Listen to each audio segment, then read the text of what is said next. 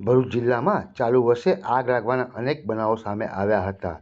ક્યાંક ઔદ્યોગિક એકમોમાં આગ લાગવાની ઘટનાઓ સર્જાઈ હતી, તો ક્યાંક ભંગારના ગોડાઉનો, મકાનો સહિત વાહનોમાં આગ લાગવાના સાસવારે બનાવો સામે આવી રહ્યા છે. એવામાં વધુ એક આગ લાગવાથી ઘટના નેશનલ હાઈવે 48 ઉપરની સામે આવી હતી. અંકલેશ્વર નેશનલ હાઈવે 48 પર આંબલા ખાડી નજીક ચારી ઝાખરામાં કોઈ અગમ્ય કારણોસર આગ લાગતા અફરાતફરીનો માહોલ સર્જાયો હતો.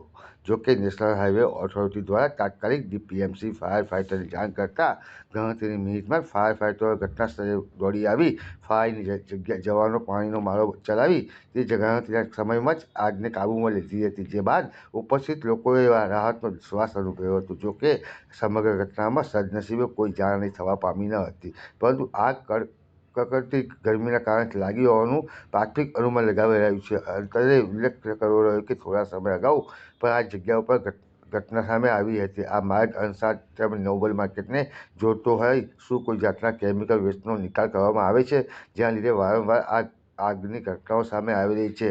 તે દિશામાં વહીવટી તંત્ર તપાસ કરે તે અત્યંત જરૂરી બની ગયું છે.